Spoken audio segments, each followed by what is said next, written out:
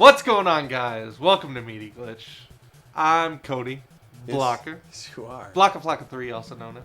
Blocka 3? Yeah. Yeah. That's how they know you. Oh, I'm Joel VALLIE. Joel. Yep. Joel, you, Joel Fatty 5. Joel Fatty 5. You gave me a game. I did give you a game to review. Steam. If you notice, Joel ain't been doing a lot of reviews lately. It's okay. I'm taking a break, man. There's a Yeah, time where your I had back to review hurts. everything. Yeah, your back And now I got a hurts. team, and I can just hand out review codes. Absolutely. Make it rain up in this mother. So do you remember the first thing you told me when you gave me this game? I said this isn't your style of game, bro. Yeah, so give it an honest review.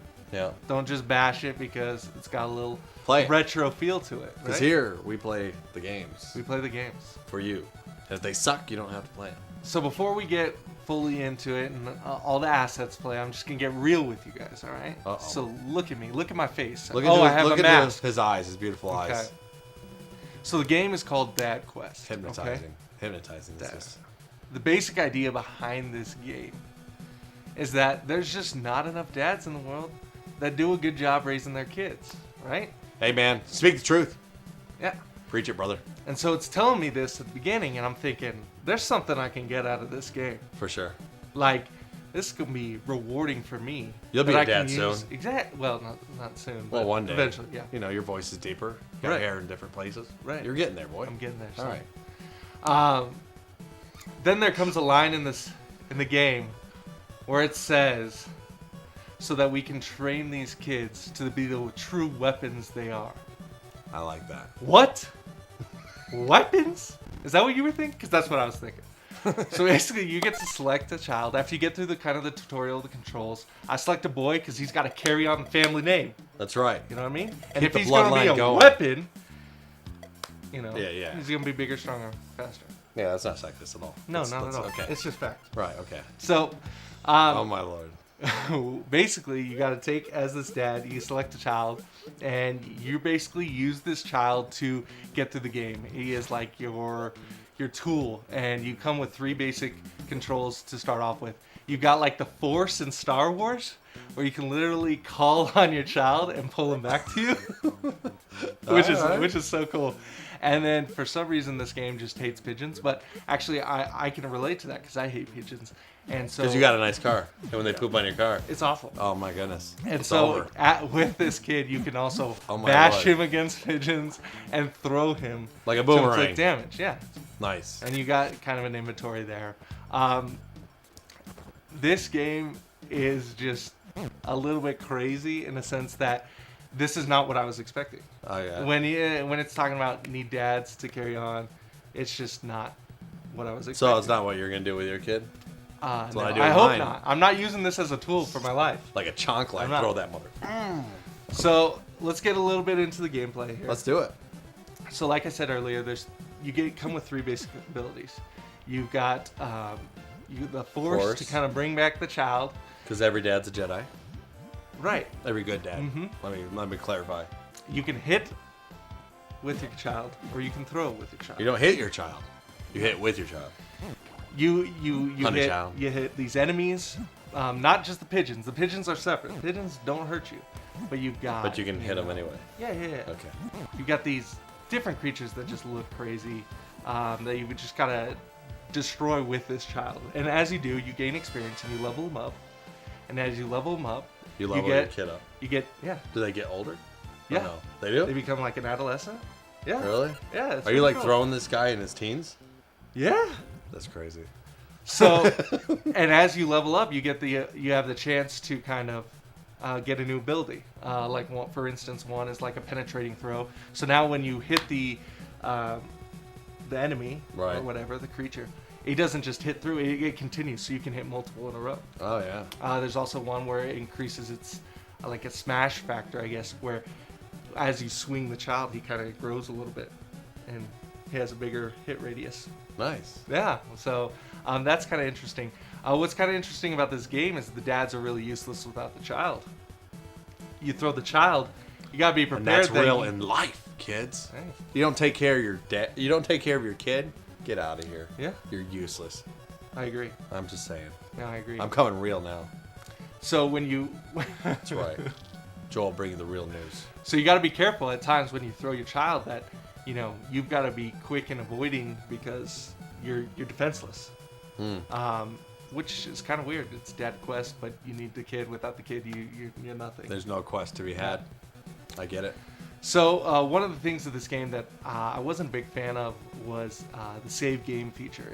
There's these totems that you had to kind of make sure you hit and save. You got to save because if you don't, like it brings up a menu. Yeah, it brings up a menu like an open box, and you save. If you don't, you go back to the previous one you saved. And I remember I just kept skipping. You know, I don't need to save. I got to get through this game.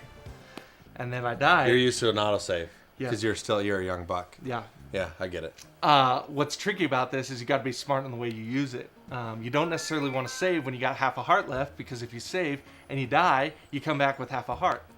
There's not a lot of. In return, if you got through a really hard time, saved it with all your life, you're looking pretty good. Exactly. So it's tricky. You got to make sure you use it right. But you weren't a fan of it. I'm not necessarily used to that. Hey, give it an honest review, man. Yeah, and so I wasn't a fan of it, but you know that's how the style they chose. The controls are pretty easy. You got like your WASD, typical Steam movement controls. Obviously the mouse to change direction the way you're looking, and then left click and right click to decide whether you throw your child or you slam your child. Yeah, either way. And then with fun. and then with alternate abilities, sometimes it was like click and hold and then release, or whatever. So that's kind of how that was. Graphics wise, I felt the graphics in this game were, well, they were 8-bit graphics. Yeah, they look about 8-bit. About 8-bit. Obviously, not being a retro game player myself. Not big into the retro. I'm not big into it, so I can understand where it didn't do much for me graphically. It looked cute, right? Wouldn't you agree, Ashley? I guess. It looked cute. Yeah, I mean, but the thing is that to me the colors weren't bright. Nothing stood out about the colors. They were just kind of. It was like a dull board. I use the board term like you. That's a retro phrase, right? I don't even know what you're talking about. You talk about the board all the time. I do? Yeah, the map, the board, the level, whatever. Oh, the board, the stage. Yeah. Ah, see? I see where you're going with that. Yeah. But right. I wasn't a big fan of that. But they didn't cause me to not enjoy viewing it. It didn't do anything against it. Sound related, kind of the same. The tune kind of got annoying after a while. Yeah. You got to do those retro songs right, because they're either like something you hum in your head for a long time. Yeah, you know what I'm talking about, right? Or it's annoying, right? And this was annoying. Okay. I'm not downloading any of these on my iPod or anything. No. I would never want to hear these again. But It's that's no just Ninja me. Senki DX. That's just me, and I'm not a retro guy, so maybe someone would actually like these tunes. Right. Okay. Well, yeah. Okay. Now, when it comes to this game costs $8, and you ask me, is it worth it? And as you can see in this video, it's not quite worth it because I didn't get the chance to play the full game. What do you mean? They sent you a code. Yeah, I gave you the code. You gave me the code, and I get to this door, and I opened it, and it said, "Thank you so much for playing." You know, basically the early release of this game. What? They didn't send you the free game? Mm-mm. They didn't send me the full game. And so, we know from games that, you know, the beginning of the game can be really good, and they can really crash at the end, or they can be really bad at the beginning and finish great. Right. The beginning, I enjoyed this game, but I can't tell you whether it's worth it because I didn't get to play the full game. Well, I don't recommend it then. All right. I'll say it right now. Like okay, when someone sends you a review code, is to review their product. How are you going to review a product if they don't send you the full thing? You know what I mean? Like, hey, if you send me Exist Archive, I'm going to spend 60 hours in that game, but I'm going to play it so I can tell you guys, hey, it's worth buying. It's worth $8.99, especially in this day and age, because you got games like Ninja Senki that's $4.99, and I know because they sent me a full game that's worth $4.99. There are a lot of games out there that are $8.99. Is this going to be worth it? How do you know that the game doesn't end in the next 5 minutes after you open that door? I don't. You don't know. So, dude, I'm sorry. I wouldn't recommend it. I'll say it right now. And they can never send me a game again. I don't care. Yeah. But if they're not going to send us a full game, we can't give you a full review. I'm sorry. I just got mad. I took over. Hey, it's okay. That's not right. Do you guys agree? Everyone in the studio? Yes. Yeah. Yeah, everyone's looking at me. Like, I got 5 people looking at me. I can't count because there's actually 4. But I was looking at you. That's fine. boom, I can count. Yeah, you can. You see what I'm saying? So- No, yeah, like.